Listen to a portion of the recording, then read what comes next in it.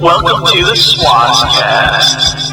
Swass-Cast. Swass-Cast. Swass-Cast. Swass-Cast. The podcast that covers the Swassy side of geek culture. Swass-Cast. Swass-Cast. Swass-Cast. And here's your hosts. Hello everybody, welcome to another Swass-Cast. This is going to be our first pure audio. Is that right, Keith? Yes. So our first pure audio Swass-Cast. You're not going to see our pretty faces, so I think that's better for everybody. But there's some special guests tonight. We got our good friend all the way from LA, California. Yep. Tom Franck is here. And Dave Keymont joining again. these are big robo collectors. Now, Tom, tell us a little about yourself really quick so some of the fans can know who you are. Well, I think we should start off by talking where we are. Oh, We are in Framingham, in the house that I grew up in.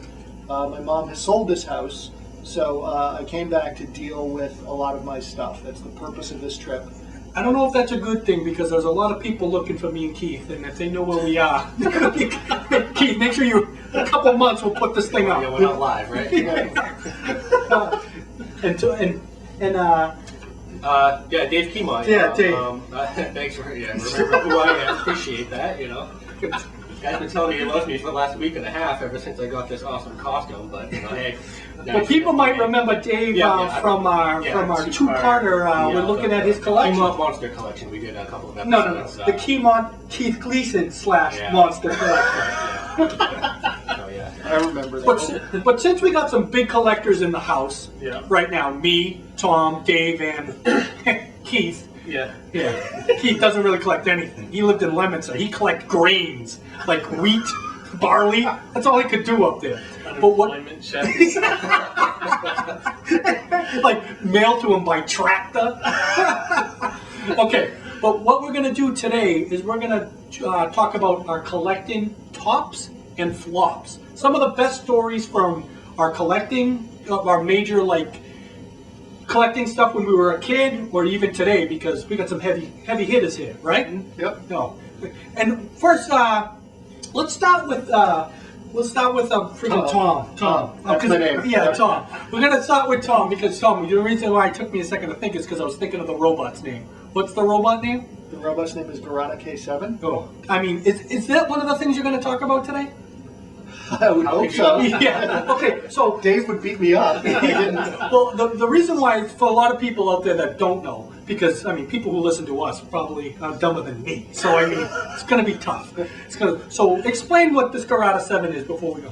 Well, as a kid, I collected Shogun Warriors and discovered that Shogun Warriors were part of a much bigger toy line called Jumbo Machinders. Some of the rarest of the Jumbo Machinders, and Dave Keymont, who's here, has one of the biggest collections in the world. Absolutely. So, we're talking, very high-level discussion on this, are the villains. And the rarest of the 10 villains that were made is Garada K7. Now, there were only 3 of those, right? There are only 3 specimens that are known. The first one popped up around 1999. A picture appeared on the internet, and then it was in a magazine, that specimen, and then it was up for auction in 2006, and then that specimen was, and that sold for about 2.5 million yen. Yeah, it was about 27,000 at the time. Yes. Yeah, it was a dollar. Yeah. Like 100 yen was about $1 at the time. So that was one of the loose ones that they found. That right? was the first specimen that showed up. A second specimen showed up around 2002. That was at the Bandai Museum. Yeah, Dave told me about that. There's one it's in a glass case with a bunch of. I think now it is now. When they initially found it, they had no idea what it was, and they just took it and they strung it up on a wire on a railing, and it took like a collector to walk in and go, oh my God, what are you doing to that toy? It was behind glass, but then wasn't it on top of a case for a while? Yes, actually, when they moved from, I think they were in Chiba initially, and then they moved. I forget where they're at now, but then they put it on top of a case instead of actually within the case. And is that still currently? Last I heard, so I mean, as far as I know, you can just simply go. That's amazing. Like you get touch like it, it's like it's just the Holy Grail. This Holy Grail is just kind of chunked to the side, like it's just like hanging there, and it's like, and they could have probably initially threw that out because if they You know, it's like, look at Yeah, this. I think they were just going through their old warehouse looking for things that they could put in the museum, and somebody, fortunately they didn't. There was rumors, from Matt Alt that they had unused fist prototypes that were thrown out. Really? No, I hadn't heard think that. so. It doesn't surprise me. And then you came across the third one. Yeah, and Dave mentioned it too. Yeah, actually, He called me at work. Yeah. We're going to get to the truth about this. These two, wait, hold on. Just so the people listening know, these two guys are good friends, and they love each other, and they're always looking out for each other. They got a great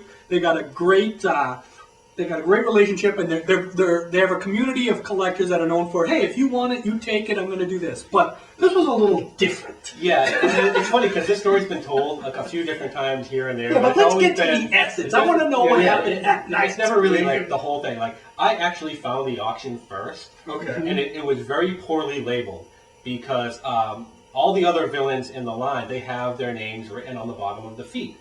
But this particular one shares the same legs as another one. So rather than writing the name on the bottom of the feet, they wrote it on the back, where it was kind of obscured by one of the launching gimmick and goes through the whole body.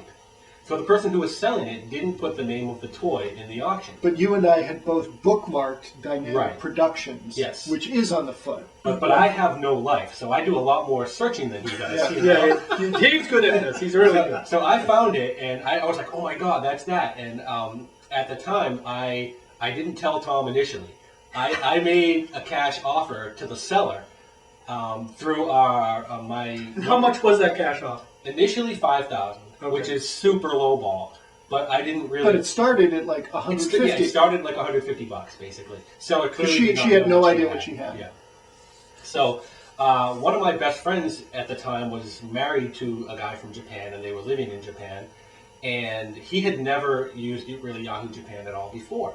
And so I asked him to contact this seller, offer the money to end it. And I waited like a day and a half, 2 days, something like that. And in that time, clearly it was being discovered by other potential buyers because more people were asking questions. On Yahoo Japan at the time, the questions will show up on the auction. Right. And a big time bidder who always beats everybody. Who owned the... Yes, we later other discovered Beretta he Beretta. So he already had one. He already had one. He was looking to get another, and he asked the question. And I was like, "Oh my god, I'm never going to outbid this guy. He's an auction, monster."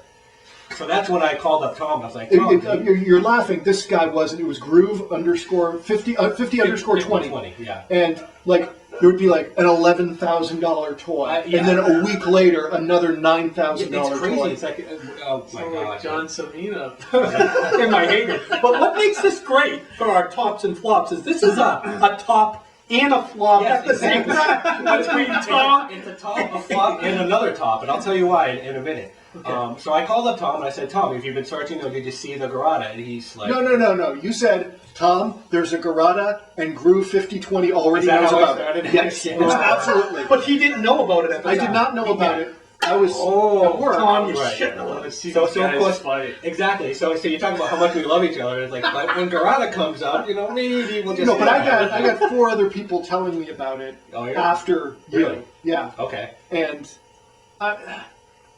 it's like a hypothetical. Like, if you hadn't have told me, would I not have found out about it? I probably would have. I mean, it was making the rounds. Okay. But would you have had enough time to? Okay, yeah, okay, so initially, so Dave knew he was going to be kind of outbidded here. There was no. So how did you get it from this monster that this he didn't bid. He didn't bid. He was just asking a question about it. I don't know what the question was. And you guys didn't know he wasn't bidding. It just looked Correct. like he was. Right. Yeah, I mean, I want to say we knew at the time that he had the first I specimen. think we suspected it, but I don't think we knew. And that's what I was going to say earlier when you were talking about how that sold for $27. Because remember, it came back up on Yahoo like 2 or 3 years ago for over $100,000. Yeah. And it didn't get any bids. I can't remember if it didn't get any bids or if it was pulled. No, both. It was Okay. like the auction concluded. It was relisted maybe at least once, maybe twice. Do you think And then it he was might have thought it was a phony? No. Yeah. He was just okay. So No, because he sold everything. I mean, it was the owner, Groove _50 _20 was either the owner of Metal Box in Osaka, or Yes. worked for them or was a dealer dealing for them, because the toy showed up on Metal Box's site and it's the same specimen, same, scuff here. Now, where was, okay, so that lady put it up for auction, and Dave, I think you told me that, where did she find it?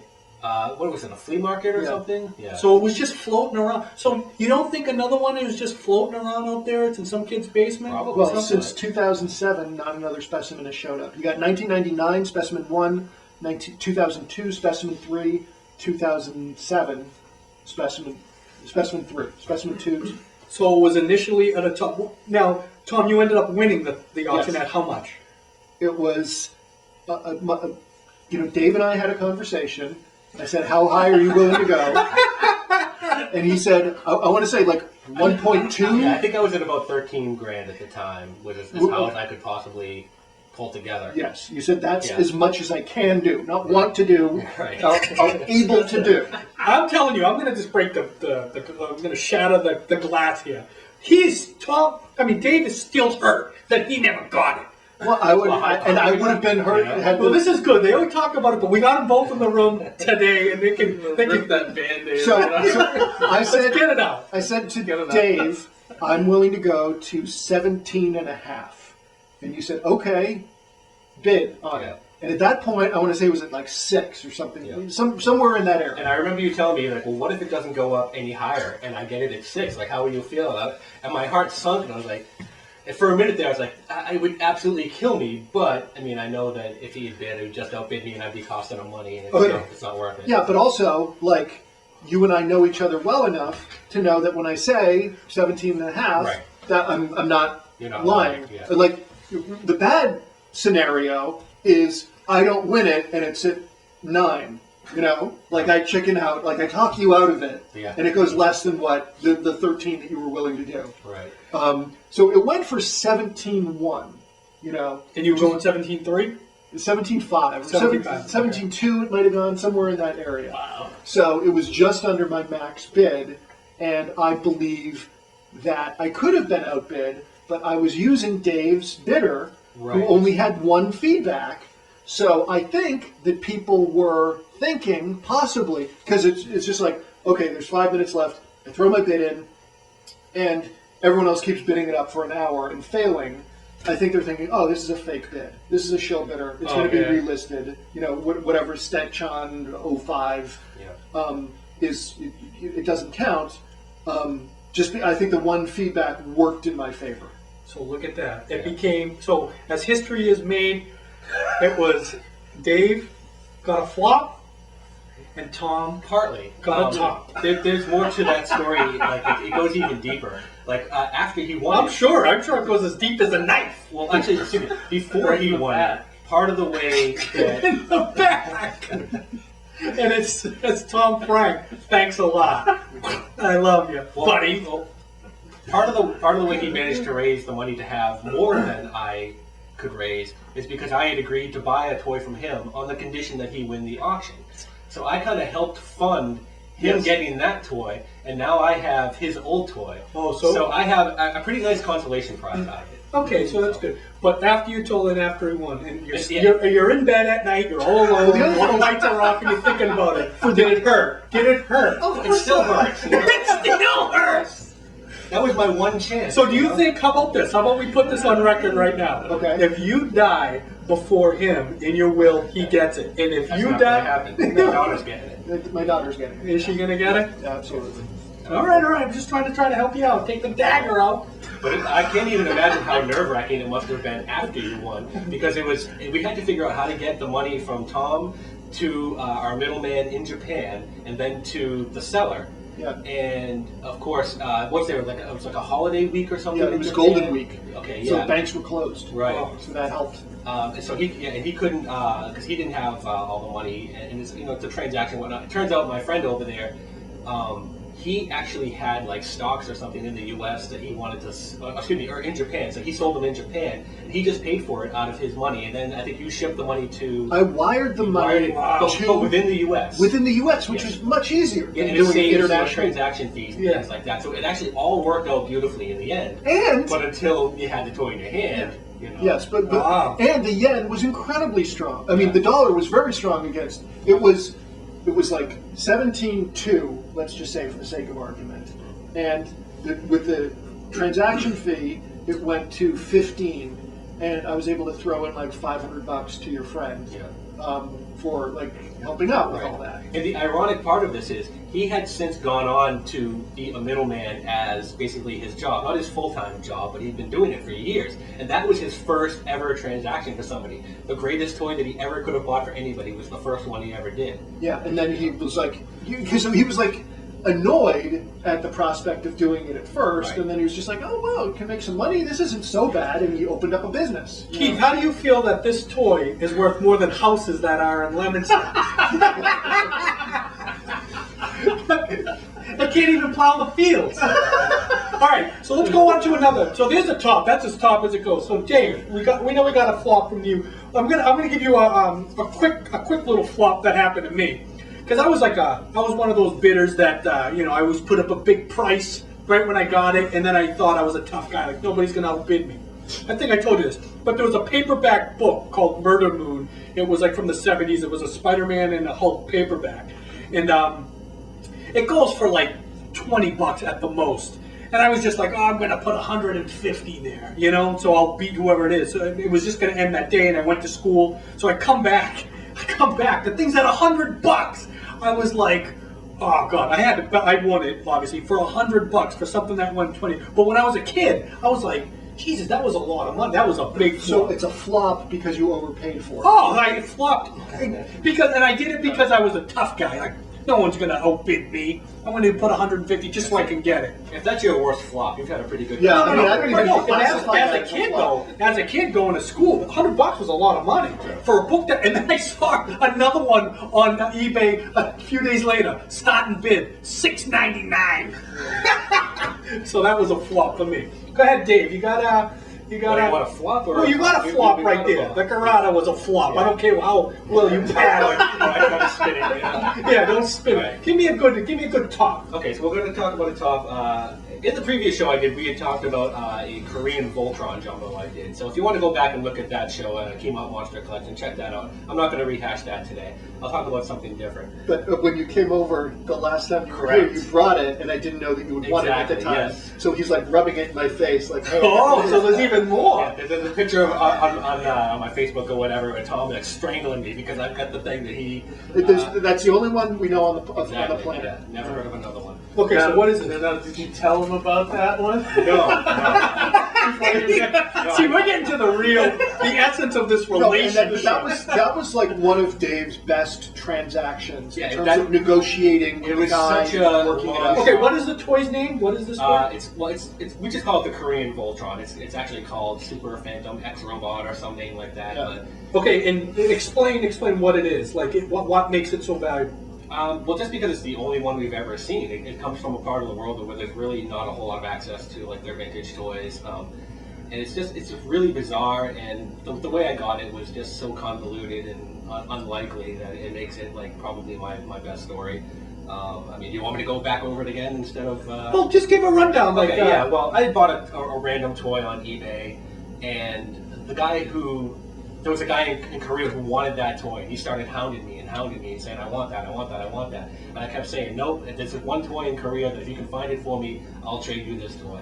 And he knew the guy who owned it, and he traded a whole bunch of stuff to that guy to get the toy I wanted. And then he basically shipped it to me. And it turned out to be, like I said, the exact same specimen that we had been hunting for like 5 or 6 years. That we'd seen on the internet. Yeah. Wow, and you didn't know you were going to get that one, really? When he sent me the pictures, I knew you knew what the it was. one, but yeah. So how much did you end up getting that for? Price? All told, $600 because I paid $100 for the toy that I got on eBay, and then I gave the other guy. And next to the Garada, that's the one that you always wanted, or is that the one you wanted more than the Garada? That is like a different sort of breed of desire, because those knockoff toys, like. you don't know. Right, Like, right. like with the amount of research or searching that goes on in Japan, you have a really good gauge of the rarity of Japanese toys. You know, Garada versus, you know, the Japanese Go Lion, you know, versus 072 versus Mazinga Z. You know, you've got the picture that is painted on online auctions is a very accurate one. With stuff like in Korea, you don't know like how advanced their like toy sifting process is. So you can find something that's, oh wow, I've never seen this Jumbo Machender from this part of the country, and then all of a sudden 10 more pop up after the first one is unearthed. Right. Now with the Korean Go Lion, we haven't seen another one since, but like But that this doesn't right here, Right, there's but more. that doesn't matter to you though, Dave, right? You just wanted that one though, right? You didn't care how rare it was, you just wanted it. I do put a value on rarity for sure. I mean, anytime. No. But no, what I know, yeah, obviously you do. But I'm just saying, like, but you wanted that particular toy, regardless if it was rare or not. That's Oh, of course, yeah. yeah. I'm a total glutton. I want them all. You know? But like, if you had, like, I think you would have paid a lot more than $600 for absolutely, it. Like, yeah, if it was available for like $3,000, I can imagine Sure. you making that work at that time. Yeah. But what would have been bad is if after you pay $3,000 for it, 10 more show up. Yeah. You know? Right. And that, you know, so you gotta, you know, with stuff like that, you've got to sort of temper the deal making that you do with the possibility of other ones popping up. Correct. You know, versus stuff in Japan where, wow, I know how rare this is. You know, the bookmarks that you have on Yahoo Japan are painting an accurate picture for you, Right. of like how high you should. And the other thing about this story that this kind of illustrates too is that getting that toy was not a matter of money. Like, I mean, not that I'm loaded with money. I'm certainly not. But I seen your bank account. No. Yeah. It wasn't a matter of me going to the guy and go, "Oh, I'll give you $3,000," you know. And it wasn't a matter of the seller saying, "I want $3,000." I wasn't going to get that toy unless I gave up the toy I had. Sometimes money isn't enough. You know? Right. No, I hear you. Well, yeah, I don't think the guy would have been motivated by Right. money to get it from that other But he didn't, collector. like I said, he didn't even buy it from the other collector. He traded him rare model kits. Yeah. So, I mean, other than the money that I gave to the guy I got it from, and I think he Yeah. had kind of only wanted that as protection. It- I don't know if he trusted that I was going to send the toy. It really is. It really wasn't about It was a money. perfect storm. Yeah. Keith almost got a top here you probably don't know about. Remember that house you were going to buy that had like that 50-foot? It had like a 50-foot. They showed me a house. Wheelchair ramp. I was like, you're And going to a- get and a that? radio tower in the back. Oh my God, that was a top because thank God he was going to buy this house. And when they showed me his house, I was like, oh my God, look at that thing. Looks like something out of an erector set. I was like, ah. So Keith, I'm going to throw you in here. That was a top and a flop. All right, so Tom, give us another. A flop? No, yeah, give me a flop because that was a big top. Yeah. When you crushed Keymont's dreams, Yeah. that was a top. I've had dreams crushed. There was the Yonezawa Red Baron. It showed up in Okinawa. The person, it was an American who had it, and they had a whole bunch of toys, Japanese toys listed. And I believe it's around the same size as Garada, and it's made out of vinyl. I believe it is a store display. And how tall is that? It's about 50 centimeters, you know, Was it like 19 inches? 19 inches, something like that. And Wow. That's He uses centimeters. That's the good. Japanese. Yeah, everything. Now, what is this robot from? It's Red Baron. Red Baron. Yeah, Okay, what series is 1973. that? I mean, it was a live action show. Super Robot Red Baron, which you might like because some of the villains in the second half of the show, they're basically guys just in Frankenstein masks, painted silver, running around. Yeah, it sounds like I would like that. So it's just a beautiful toy, and we had seen it on the owner of Metal Box had it, and that was the first time we had seen it. And then this was the second specimen, and it was going for nothing. And it was great because it was so tantalizing because there was nothing in the photos to show the scale of it, to show that it was that big. And This is the one that showed up on eBay too, eBay, right? Not yeah. on Yahoo Japan. And not, you know, and they didn't know Japanese, so Right. it's not like Yonezawa, Red Baron, all that stuff is gone. I had actually found it from a tip from Dave Keymont of doing, you just type in robot, and you just check in every day, and you see everything that's new. Stop giving away my secrets, bro. You You can hear that, so, right? Stick the knife in deeper, Tom. This is a flop for me. Yeah. I know this. It's alright, Dave. No one's listening to this anyway. So immediately I start messaging the person, close the auction, $1,000, $2,000, no. And then I recognized of the high bid, which was like $150 at the time. Yeah. I recognized the number of feedbacks that person had as who the bidder was. And it was someone else in the U.S. who's a huge collector. Great guy, Yeah. but, very rich. I knew I couldn't beat him. And it was weird because, so I messaged him, and I'm like, hey, I just want to check in and see if you're the high bidder on this, and, that I'm very interested in it as well. If you are, and he messaged back, and it wasn't like, we just don't communicate that well. Like with Dave, like, hey, I'm willing to go this high, you're willing to go this high, and that's it. And when one of us steps out. And I was trying to sort of pose that with him. Yes. But his message back was like, oh, well, I wish you the best of luck on it. I mean, it wasn't mean, but it wasn't getting that across like, hey, should I step out or you step out? He was sort of inviting me to go for it a little bit.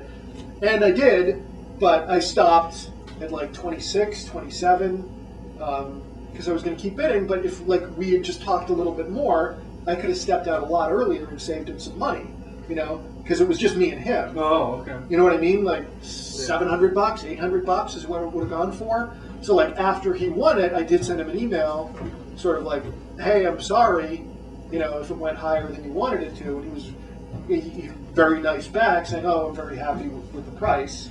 And it went for 26 or 27 is when I bailed out. But there's one in Osaka now for $10,000. Oh, wow. And there's about 6 or 7 specimens that I've seen. Yeah. And that's it. So, but I mean, that's a Japanese thing. So when you're talking about 6 or 7 specimens that you've seen, that means something. Right. It's like U.S. toys, Japanese toys. If experts know a specimen counts, that's meaningful. Korea, Belgium, even Italy, it's not. Well, maybe that's not fair. Italy, I would yeah. say, but, Like a lot for of like South American Italian stuff, cheese, yeah, South American you stuff, never know what's Mexican coming up stuff. from there, so. Yeah, I mean, we always talk about the Jagorama Radine. Yeah. It's like, oh wow, if 10 more showed up tomorrow, would only surprise me so much. There's no way that 10 more Red Barons are going to show up. Well, I got one here. This is a top, and I never told you. I never said this story, but this is kind of cool, and it has to do with Steven Seagal's cousin or brother. It's a true story. Oh, another one of those types of stories. Me and Keith used to work in a store called Treasure Chest. Now, this was before eBay. This was in the 90s, so there was no internet. So if something was rare, or it was only rare in your surroundings, you didn't know what somebody across the country had or in another state had. But I had those Kiss Mego figures, right? And I had the box. They were pretty, and at that time, they were pretty expensive. They were probably, I would say $500 for the set, because I remember unboxed, they could go for like $300 or something. I mean, now they go for a lot more, whatever. But this was in the 90s, and this was during the heyday of when the Beanie Babies was a big craze. So it was during a Christmas of, what would you say, Keith? 1998? I was still so it was Christmas of '98. Anyways, this guy comes in with this long trench coat, cowboy boots, obviously over the tight jeans. You got the big belt buckle and the hair slicked back. So he's just walking around and he's looking at the comics and stuff. And he comes to me because I was working the cashier, me and this other guy. And he goes, "Hey," he was already. You could tell he was arrogant as hell. He goes, "Hey, got anything good in this place? Anything Kiss?" And I was like, "No." I go, "No, I don't think we have anything Kiss." I go, "You know what? I actually have those Migos at home." I just kind of threw that out to him because this is when I had a huge collection at the time. And he says to me, he goes, "Well, yeah, you willing to sell those?" He goes, "I collect anything Kiss." And I said, No, I like them and stuff. I don't have them. He goes, "Why wouldn't you sell them?" He goes, "Do you know who I am?" And I go, "No." He goes, "I'm Steven Seagal's brother." Or I think he said cousin, I don't know. But anyways, he goes, and I'm like, "Yeah, who cares?" He goes, well, I can give you what you want for that. Now, mind you, there's a whole bunch of people in the store at the time, because the comic book store was in a mall. So during the Christmas season, everybody's everywhere. So they're kind of coming around and looking at this. And I said, yeah, no, I don't want to sell it.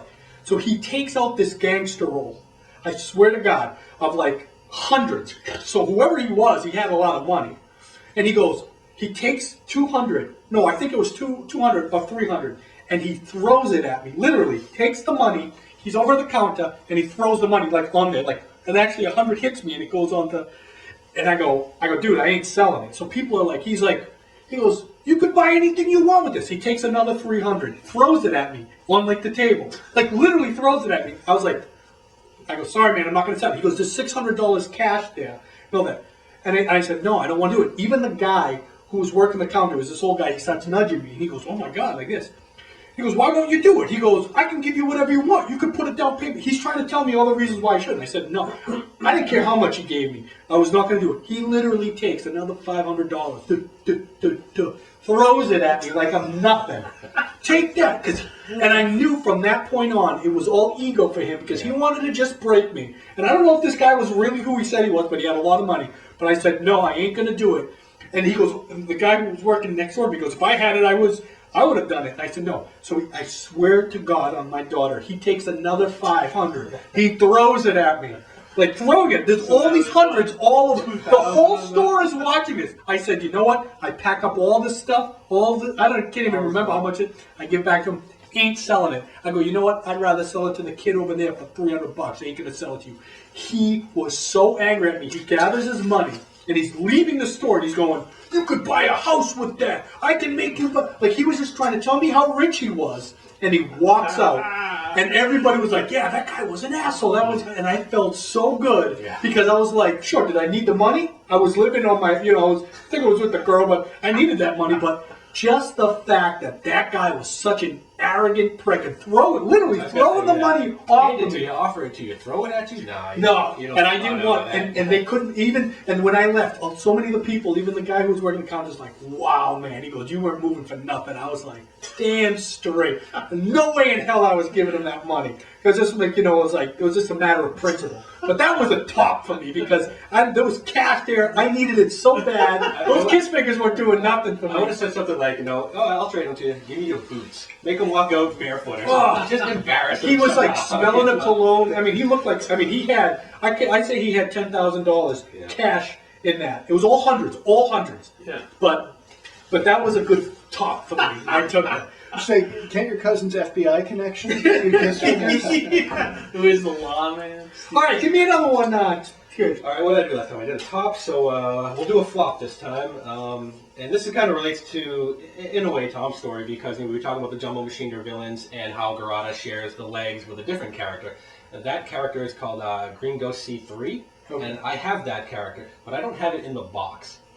And I don't either. Is this the box you were telling me the story? Yes. Yeah, this is a good one. Good. This one hurts because it hurts doubly. I'll tell you why. I love when I forget what year it was, but a whole bunch of us from Massachusetts, we all drove down to Pennsylvania for a big auction. Yeah. It was like kind of the first kind of big auction of Japanese robots from our era, anyway. Not the tin robots, but the Transformers and die-cast and all that stuff. So we went down there. We're all kind of loaded for bear. We have our plans to bid up all these things. And the morning that the auction starts, the box for this toy that I have, and I really want this box, shows up on Yahoo Japan auctions. Yeah. And it's like a 6 or 7 day auction, as they normally are. And I'm thinking, oh my God, I need to get this box. I absolutely have to have it for my toy. Not only because I need it for my toy, but it's a beautiful box. And all the characters from that series are all pictured on the box. And it's just something that I've really wanted. I don't have any other boxes from that series. So I'm thinking, all right, never mind this auction that I've traveled to. I'm going to skip all of that. I'm going to throw all my cash at this box on Yahoo Japan. So, of course, I have a great time at the auction, seeing all our friends and everything. But I don't bid on a single thing. Was there stuff there that you really wanted?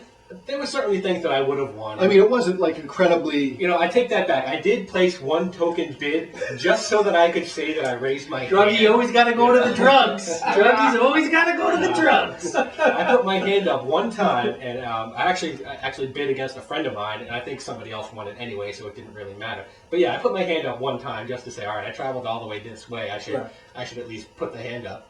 But I didn't bid on anything else, and so I traveled home empty-handed. But I'm still in good spirits. I'm like, all right, I've got this box auction, and I had, I want to say, like $2,200 in the bank that I was ready to throw all of it at it. And of course, I'm super confident. I'm thinking, who the hell is going to pay over $2,000 for an empty piece of cardboard? Well, wouldn't you know it? Auction comes and goes, and I think it ended at like $3,200 or something like that. I got blown out of the water. You told me about it, and I said, because you're like, because you wanted us to have the conversation that we normally have. Yep. And I bid on some stuff at that auction. Yeah. At the in person, I was like on the phone Right. for the Pennsylvania auction, and he calls me up and he says, "There's a C3 box," and I told him, "Go for it. You know, throw your money at it." And I had some money too, but there was also a Taiho Buffalo box that was up at the same time. And I'm like, hey, yeah, I'll throw some money at the Taiho Buffalo box. Yeah, and Taiho Buffalo, just for those listening, is another villain from that same series, and it has the same box, except that the names are written on the side. And I don't have that character. Tom does own that character. So we decided that he would go for the Taiho Buffalo box to complete his toy, and I would go for the Green Ghost to complete mine. And like I said, I got completely blown out of the water. So not only did I not get the box that I wanted so badly, I didn't get anything at the auction that I traveled so far to go, bid on things. And it was just such a depressing experience. I was literally miserable for like a week after the fact. And as I was telling you when we spoke before, it was really the kind of turning point for me to kind of step back and go, all right, Dave, what the hell are you doing with your life? Like, you're almost like in tears over this piece of cardboard. I was like, you really need to step back and just kind of get some perspective. But here's the thing, like when we were talking about doing this podcast and we talked about the subject tops and flops, you listed other things. Completely forgot about it. Yeah, you completely forgot about it. Like Buried away, Yeah. the subconsciousness brings up. Well, since we're on Dave's flops, Oh, thanks.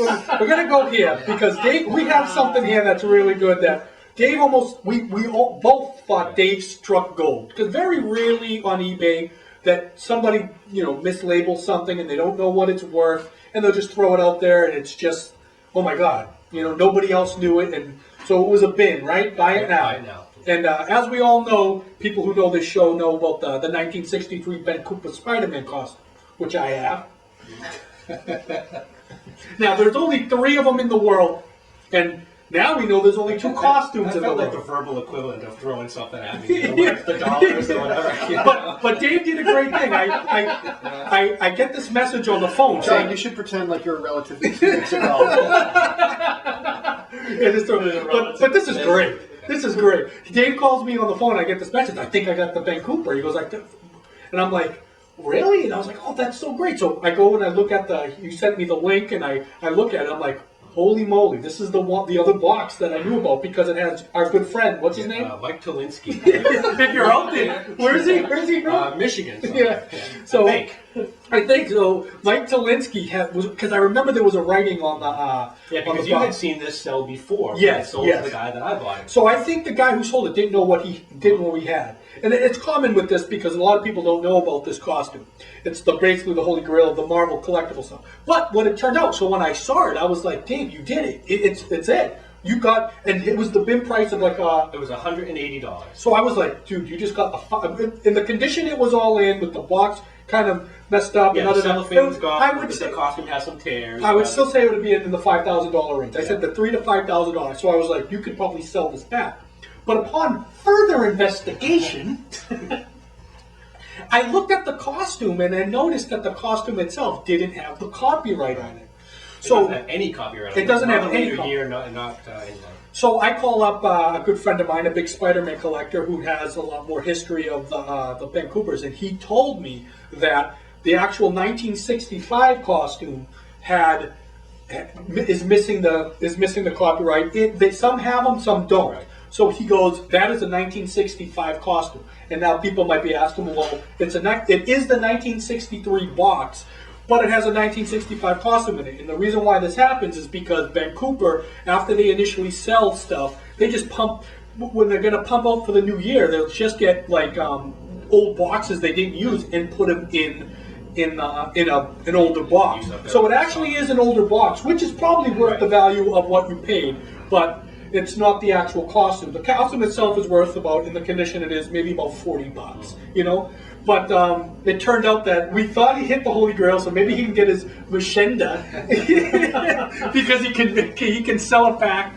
And all of a sudden, it turns out to be a flop. But he got the box, and I like it because it feels good. And I was nice enough to offer him his money back because I felt bad because, you know, Dave needed a new axle on his car. And so I said, Dave, you know, I'll buy the box. But he said he wanted to keep it, and now we're on the hunt for the costume. Yeah. So we'll try to look for the costume. But him actually getting that made mine a top because it turned out there was 3 boxes, and we thought there were 3 costumes. You like it when Dave fails. Yes. But what makes it so good is we found out now there's 3 boxes and only 2 costumes in existence. So Dave just actually increased my value. Thank you, Dave, and thank you, Mike Tolteski, from Michigan, wherever you are. But if you rip the box up right now, there's only 2 boxes. Yeah, but he put like it's just so you know, because this is audio, it's already ripped up enough. It's already all right. So Keith, come on, give us one more thing. I got a top. Okay, let's do one more top. Okay, you know, a lot of these robot shows that we love are created by Go Nagai, who's a great Devilman manga creator, and he created Mazinga Z and Get a Robo and, you know, tons of stuff. He's just a big name and people love him. There's a whole Go Nagai museum in Japan, and he's one of the pioneers of animation and manga. And with Japanese artists, manga artists, their original art is very difficult to get. It's not like U.S. comic book artists. They keep it for themselves. It's a big cultural thing. Go Nagai was friends with an American movie producer. Willard Carroll was his name. And he produced stuff like The Brave Little Toaster, The Proud Family. He did like some Wizard of Oz stuff. And he was friends with Go Nagai, and he was doing a live-action horror movie in the late 80s called The Runestone. And it was, you know, like a creature that was transforming. I mean, without CG stuff now, you think back to the 80s, so much of the special effects was about transformation. You know, American Werewolf in London and The Thing and all that, where it's all animatronic. So he asked his friend Go Nagai to do some concept art for this monster.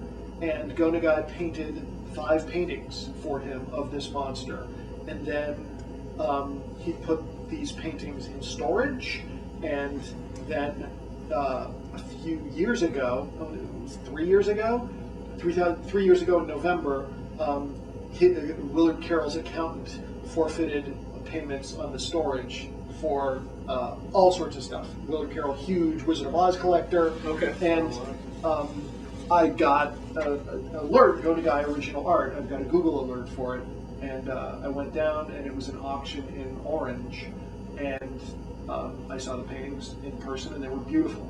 And I went down to the auction a week later, and it was held by the guys who do Storage Wars. Orange, California, right? Orange, California, near Anaheim. So you have to, because you live in LA, right? I live in LA. I drove down. Yeah, and you drove down. I drove down one Saturday to preview the auction, and then I came down the following Saturday to bid on it. And I got all 5 paintings for $2,000. Wow. And like any original art for manga artists is tough to get, much less a a giant in the field and original paintings. But I mean, not like pen and ink. Thing too. Yeah, I mean, and they're on board, and they're 14 by 20, so they're big. That's awesome. And Do you have to fight the storage war guys for it? no, he was like running the auction, the Dotsons, Oh, okay. who I actually met a couple times. But like, what they did is the auctions were weird because they're like reverse auctions. They're like, okay, this is one of the highlights of the auctions. Who will give me $20,000 for it? No. Will anyone give me 10? Will anyone give me 5? Wow. And they go, will anyone give $1,000? And then if no one raises their hand, they'll say, okay, we're pulling this. They did that a bunch because there wasn't a lot of people at this auction. They weren't allowed to advertise it that well. So I said, I'll do 1,000. And like even though the auction was officially over, one of the Dotsons like let me continue. And then someone like saw that I was bidding, and I bid up to 2,000. And You got So it. that's weird. So it starts high, goes That's low, awesome. and then Yeah. goes back up again? yes, it starts high, And and you go, yeah, Yeah. or whatever they because they sort of, yeah. I mean, and that makes sense because they realized there weren't a lot of people there, Yeah. and they didn't want to give everything away. Right. So they want to like sort of cover themselves, like some of the prizes, to like not, like just have it close the auction, don't let it up for sale. We got to figure out how to resell this stuff under a better format. Oh, I see. So that turned into a top. Yes, it was a big That's a top. big top, yeah. All right. Well, obviously, we all have a lot of this stuff. We're big collectors of but Keith. I'm just sickened that he doesn't have anything. This is our last thing. I don't really have any. Yes, you do. found, You got a 2XL. I got a 2XL for the free today. Oh my God, that's right. And you want to know something? Go look it up on Google because a 2XL looks exactly like a robot version of Keith, and he got it. But it was a 2XL that was, I mean, here's the With 5 reason tapes. that, with a whole bunch of... And you can learn tapes. something. I'm gonna learn. And you can learn something, but this was owned by Tom Franck. I mean, that alone... Well, just so everybody knows, we love talking about these stories. It's all in good fun, even though some of them hurt a little more than others. When you're talking about the Spider-Man thing, I was thinking, as much as it kind of hurts, it is a great reflection of the ups and downs of the hobby. You know, it's so. It is, hit or miss. and a lot of it is the fun of trying to get it. It's like when I got the Amigo Elastic Hulk, and it took me 25 years to get it. After I got it, it was like, what now? You know, it's like you almost got that. It's almost like then your desire. For me, the desire for all this stuff kind of. So you kind of wish you still had a vintage 1963 Spider-Man costume to look for, like I do. The only thing I'm looking for, I'm trying to find is those original paintings or original pages of the Leominster Guardians.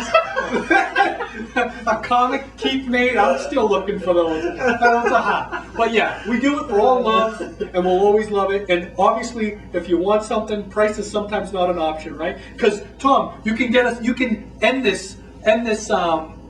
can end this Swass-Cast with what did you say to Garada right when you looked at him and it came home? I took it out of the box, and I looked it dead in the eye, and I said, "You didn't beat me."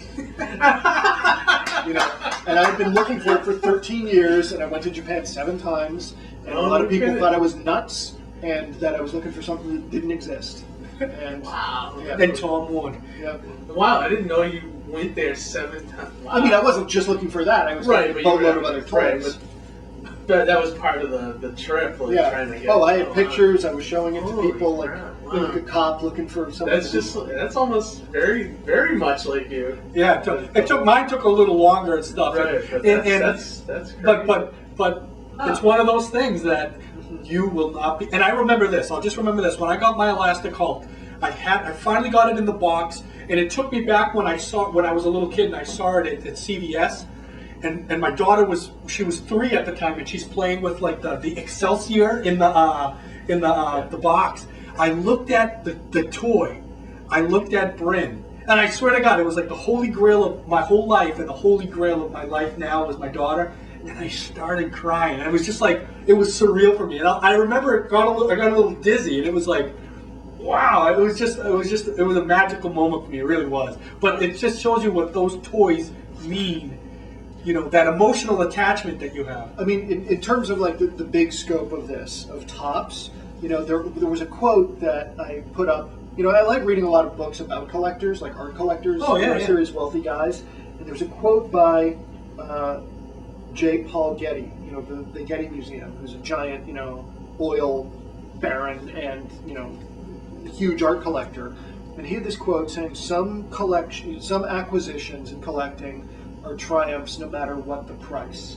And I think that's very true in that, like, when you are when you like are educated in a field of collecting and something top comes up, even if you pay a little more than you believe it's kind of worth at the time, that generally is a good investment and it doesn't go down. You know, it's those middle grade stuff where it's like the market crashes. Like, you got a great condition of Spider-Man #1, it's not going down. Some of those. You know, things. the top 10% of collectibles are good investments, but you really got to be on top of what that top 10% is. That's the hard Right. part. And also if you get Gotta be that, educated. yeah, and also if you get that piece that you always wanted when you were a kid, and even if it's not that valuable stuff, it's just sometimes you just have that in your collection and stuff, and you get that ever elusive goal of like, it takes you back to those simpler times. Like, you know, I know some people have better childhoods than others, but there's always sometimes those moments and those toys that you can recall on, and you look at them and it's like, just because you got it in the box, and sometimes it doesn't look as good as when you remember it when you were a kid or what, but when you see it and you just kind of have it, it can take you back to that better place. Because when you get older, what's the truth? Real life is tough. You got to take care of your kids, you got payments, it's not, but sometimes all that stuff is going on and you look back to that toy and it looks so pristine. You know, you remember it like it was in Osco Drug or in Child World or Mr. Big or wherever. It's like, it takes you back to that good place. So hey, with that we get a how good? So good. So write us back, let us know about stuff that you love, your tops and flops, and hey, we'd love to hear it, right? So always remember Tom Franck and Dave Keymont, because they're always in the rowboat, right? They're always in that rowboat. And if you're bidding against them, I don't know. Try to make them go up against each other. All right, take care, people.